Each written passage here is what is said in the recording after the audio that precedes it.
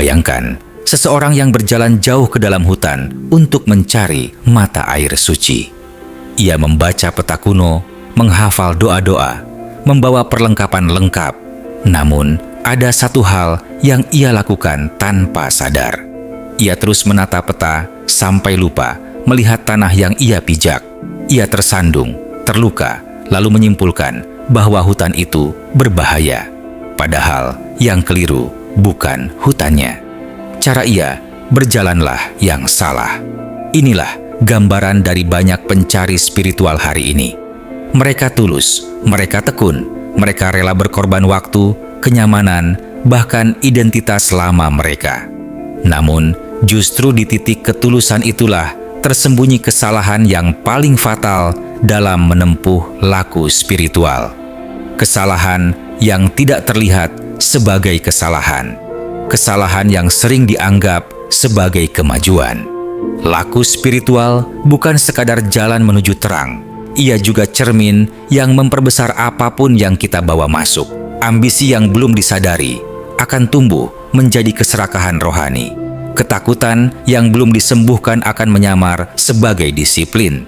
Ego yang belum dikenali akan mengenakan jubah kebijaksanaan. Dan disinilah banyak orang tersesat tanpa pernah merasa tersesat. Video ini tidak akan mengajarkan teknik cepat untuk menjadi tercerahkan. Tidak juga menawarkan janji pengalaman mistis yang memabukkan. Sebaliknya, kita akan membuka lapisan-lapisan kesalahan halus yang justru sering diajarkan, diwariskan, dan dipuja dalam praktik spiritual. Kesalahan yang membuat seseorang merasa semakin tinggi, padahal semakin jauh dari hakikat. Kita akan menyusuri jejak ajaran kuno, bukan untuk mengagumkannya, tetapi untuk membaca peringatan yang sering diabaikan. Kita akan membedah sikap batin yang tampak suci, namun sesungguhnya mengikat. Kita juga akan melihat bagaimana niat yang salah, arah, dapat memutarbalikkan seluruh perjalanan. Bahkan ketika semua ritual dilakukan dengan sempurna. Jika selama ini Anda merasa sudah berjalan lama, tetapi hati justru semakin kaku, semakin menghakimi, atau semakin terpisah dari kehidupan biasa, maka pembahasan ini bukan kebetulan. Ini adalah undangan untuk berhenti sejenak, menoleh ke dalam, dan bertanya dengan jujur. Apakah laku ini benar-benar membebaskan atau hanya mengganti satu penjara dengan penjara yang lebih halus? Diamlah sejenak, dengarkan dengan kesadaran penuh. Karena kesalahan fatal dalam laku spiritual tidak selalu membuat Anda jatuh. Kadang justru membuat Anda merasa telah sampai. Sejak ribuan tahun lalu, para penjaga pengetahuan batin sebenarnya sudah memberi peringatan yang sama, meski dengan bahasa yang berbeda. Dalam naskah Tao kuno dikatakan bahwa mereka yang mengejar Tao justru semakin jauh darinya. Dalam Upanishad tersembunyi kalimat tajam bahwa pengetahuan tertinggi tidak dapat dicapai oleh mereka yang merasa telah mengetahui. Dalam tradisi Jawa kuno, para pinisepuh laku menyebut keadaan ini sebagai kesandung kapinteran. Terjatuh bukan karena bodoh, melainkan karena merasa sudah paham. Sejarah spiritual tidak pernah kekurangan orang suci, tetapi ia juga penuh dengan kisah para pertapa, yogi, dan resi yang tersesat di tengah tapa mereka sendiri. Buddha, sebelum mencapai pencerahan, menghabiskan waktu bertahun-tahun dalam asketisme ekstrem.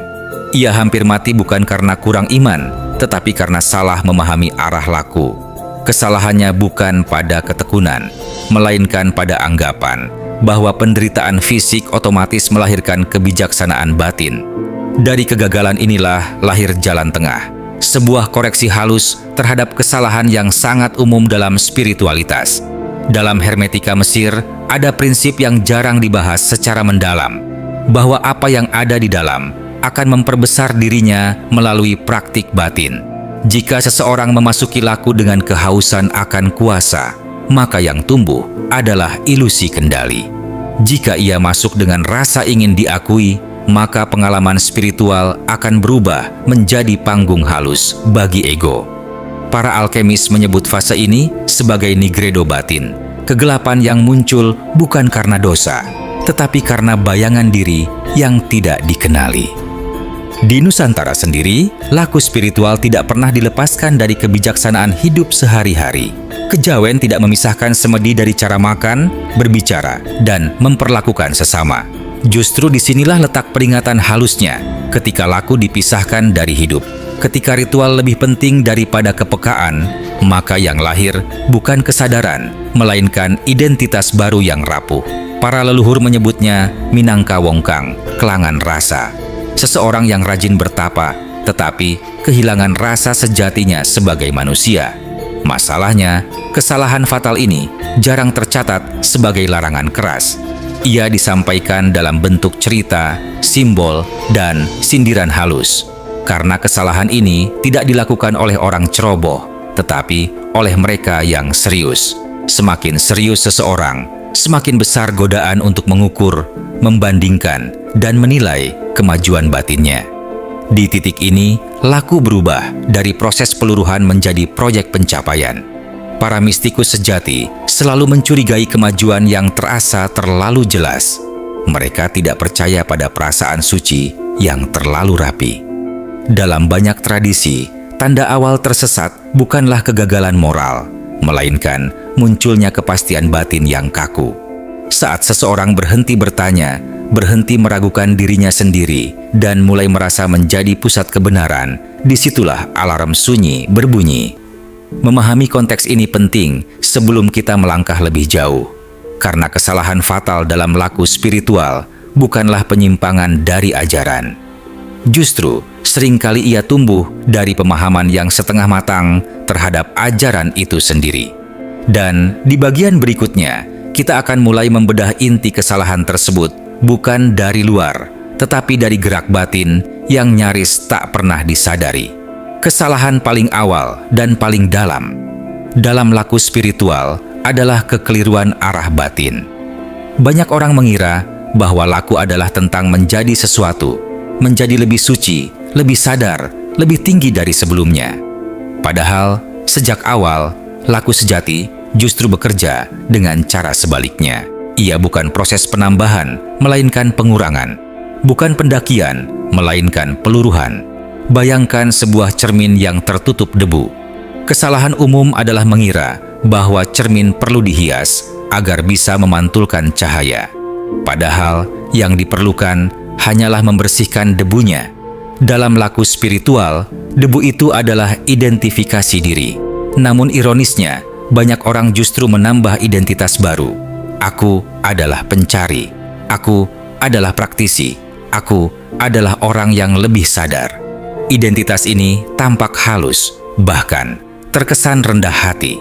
Tetapi sesungguhnya, ia adalah lapisan ego yang lebih licin. Disinilah laku berubah menjadi perlombaan sunyi. Tidak ada garis start, tidak ada garis akhir, tetapi ada perbandingan yang terus berjalan di dalam batin. Siapa yang lebih tenang? Siapa yang lebih disiplin? Siapa yang lebih sering mengalami keheningan? Bahkan, kesunyian pun bisa dijadikan prestasi. Dan ketika kesunyian menjadi sesuatu yang ingin dimiliki, ia langsung kehilangan hakikatnya. Kesalahan berikutnya adalah menjadikan pengalaman sebagai tolok ukur kebenaran. Cahaya batin, getaran halus, mimpi simbolik, atau rasa damai yang dalam sering disalahartikan sebagai tanda kemajuan. Padahal, dalam banyak tradisi, pengalaman bukanlah tujuan, melainkan ujian. Ia datang dan pergi. Ia bisa muncul karena kondisi saraf, emosi, atau sugesti yang kuat. Jika seseorang melekat pada pengalaman, maka ia berhenti bergerak. Ia ingin mengulang, ia ingin mempertahankan, dan disitulah laku membeku. Para guru lama memahami ini dengan sangat tajam.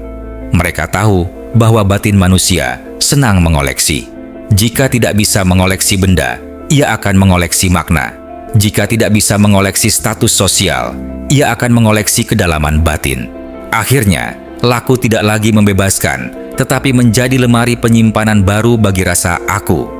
Ada pula kesalahan yang lebih halus lagi, mengira bahwa laku adalah tentang menjauh dari dunia. Banyak pencari merasa bahwa semakin mereka menarik diri, semakin spiritual mereka. Dunia dianggap kotor, relasi dianggap gangguan, emosi dianggap hambatan. Padahal dunia adalah ladang pengujian yang paling jujur.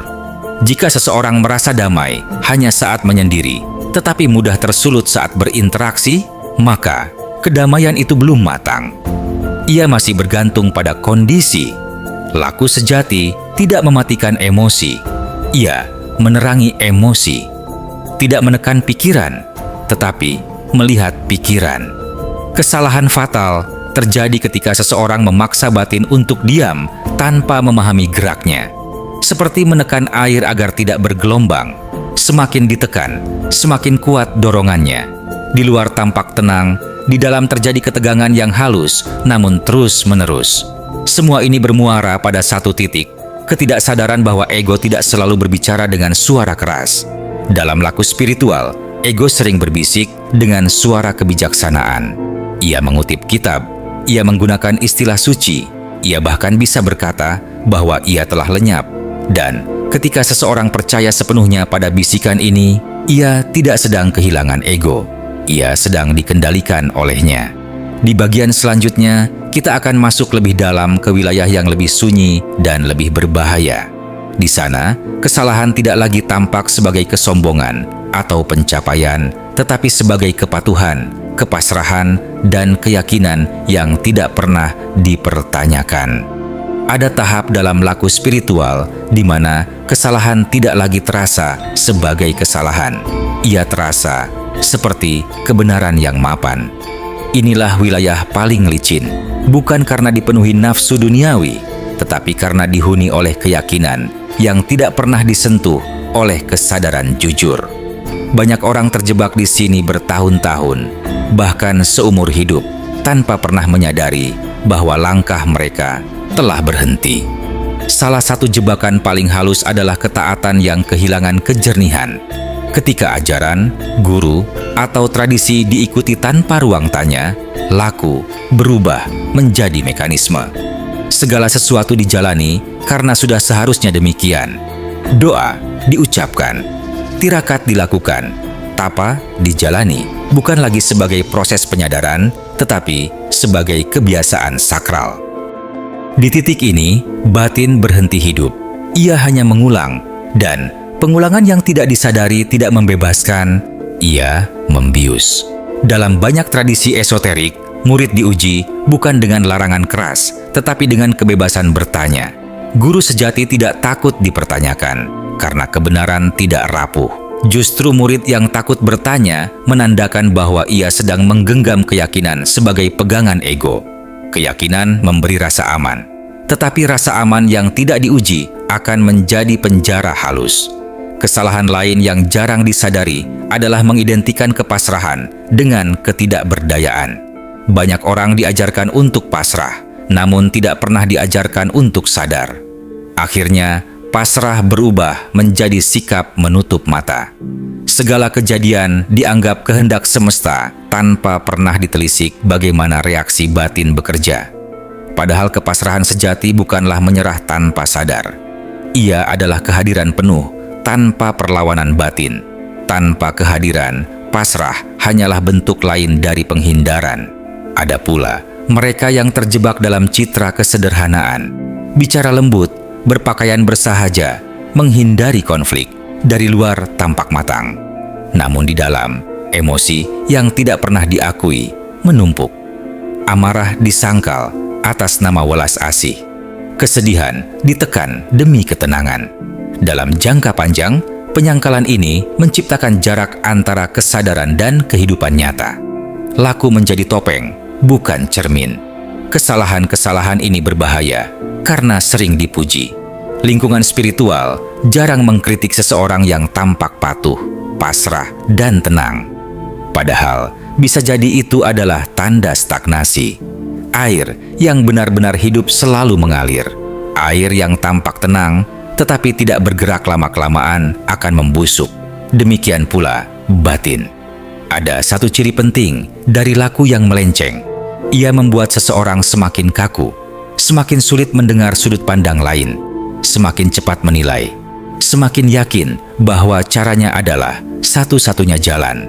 Keyakinan ini bisa dibungkus dengan bahasa cinta dan cahaya. tetapi getaran kekakuannya tetap terasa. Di titik ini, kesalahan fatal bukan lagi soal teknik atau niat awal. Ia adalah kehilangan rasa kehadiran. Laku tetap berjalan, tetapi kesadaran tidak ikut serta. Dan tanpa kesadaran, semua yang dilakukan, seindah apapun bentuknya, hanya menjadi bayangan dari perjalanan yang seharusnya hidup. Di bagian berikutnya, kita akan turun kembali ke ranah yang lebih membumi. Bagaimana mengenali dan meluruskan kesalahan ini dalam praktik sehari-hari.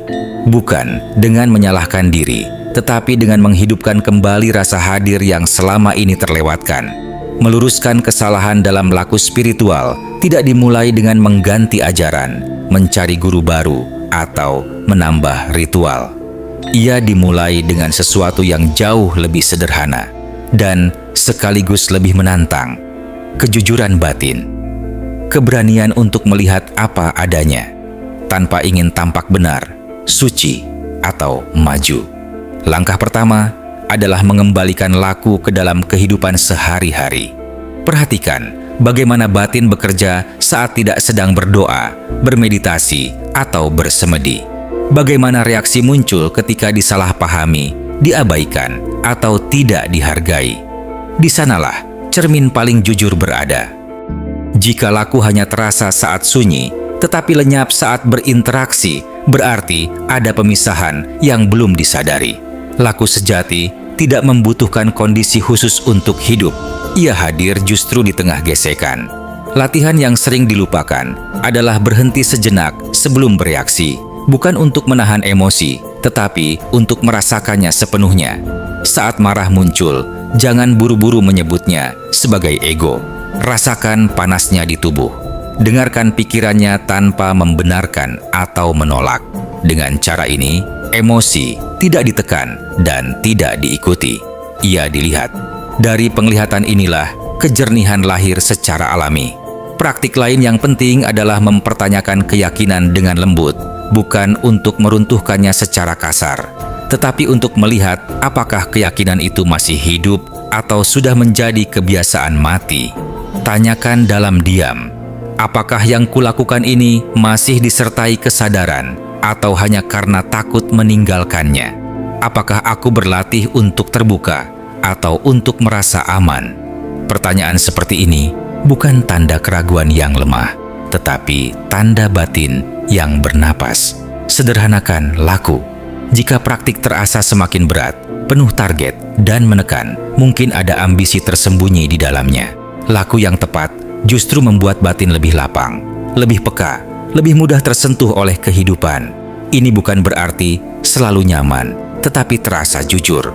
Seperti membersihkan luka, perih tetapi menyembuhkan. Waspadai keinginan untuk terlihat spiritual, bahkan di hadapan diri sendiri. Tidak perlu menilai apakah hari ini lebih sadar dari kemarin. Kesadaran tidak tumbuh dengan perbandingan, ia tumbuh dengan kehadiran. Datang, kembali, bernapas, ke tubuh, ke momen ini. Sesederhana itu. Setiap kali pikiran ingin menilai, kembali hadir. Itulah laku yang tidak bisa dipalsukan. Yang terpenting, izinkan diri untuk menjadi manusia sepenuhnya. Laku spiritual bukan jalan untuk melarikan diri dari kerumitan hidup, tetapi untuk memasukinya dengan mata terbuka. Tertawa, kecewa, lelah, ragu. Semua adalah bagian dari medan latihan. Tidak ada yang perlu disingkirkan. Justru di penerimaan inilah kebijaksanaan bertumbuh tanpa paksaan. Jika kesalahan fatal tadi adalah kehilangan kehadiran, maka koreksinya bukan usaha keras, melainkan kembali hadir lagi dan lagi. Dalam hal kecil, dalam hal sepele. Disitulah laku sejati diam-diam bekerja, tanpa sorak, tanpa gelar, tetapi mengubah cara kita berada di dunia. Pada akhirnya, laku spiritual bukan tentang sejauh apa Anda telah berjalan, tetapi tentang seberapa hadir Anda di setiap langkah. Kesalahan fatal yang telah kita bahas bukanlah dosa, bukan pula kegagalan. Ia adalah isyarat, tanda bahwa perhatian pernah bergeser dari kesadaran menjadi pencapaian, dari kehadiran menjadi identitas, dari hidup menjadi konsep tentang hidup. Kita telah melihat bagaimana sejarah dan ajaran kuno berkali-kali memperingatkan bahaya mengejar kesucian tanpa kejernihan. Bagaimana ego dapat menyamar sebagai kebijaksanaan, bagaimana kepatuhan tanpa kesadaran berubah menjadi kebiasaan mati, dan bagaimana pasrah tanpa hadir menjelma menjadi pelarian yang halus. Semua ini tidak dimaksudkan untuk membuat Anda meragukan jalan yang telah ditempuh, tetapi untuk menghidupkannya kembali. Tidak ada laku yang salah pada dirinya sendiri. Yang menentukan adalah cara batin berjalan di dalamnya. Doa bisa membebaskan atau mengikat, kesunyian bisa membuka atau menutup, pengetahuan bisa menerangi atau membutakan. Semuanya bergantung pada apakah kesadaran hadir atau tidak. Inilah inti yang sering terlupakan.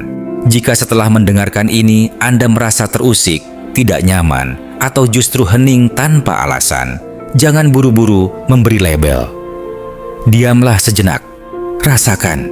Di sanalah kerja laku yang sebenarnya mulai bergerak, bukan dalam kata-kata ini, tetapi dalam cara Anda melihat diri sendiri setelahnya. Mungkin yang perlu dilepaskan bukan praktik, bukan guru, bukan tradisi. Mungkin yang perlu dilepaskan hanyalah kebutuhan untuk merasa sudah sampai. Karena begitu kebutuhan itu runtuh, perjalanan kembali bernapas, langkah menjadi ringan. Dan laku tidak lagi terasa sebagai beban, melainkan sebagai cara alami untuk hadir sepenuhnya. Biarkan pertanyaan ini tinggal bersama Anda. Apakah laku yang saya jalani membuat saya lebih hidup, lebih jujur, dan lebih terbuka terhadap kehidupan? Atau justru membuat saya bersembunyi di balik citra kesadaran? Pertanyaan ini tidak perlu dijawab sekarang. Ia akan menjawab dirinya sendiri melalui cara Anda mendengar, berbicara, dan berada mulai hari ini. Jika Anda merasa panggilan ini beresonansi, jangan berhenti di pemahaman. Bawalah ia ke dalam satu tarikan napas sadar, satu reaksi yang tidak diikuti, satu kehadiran yang utuh.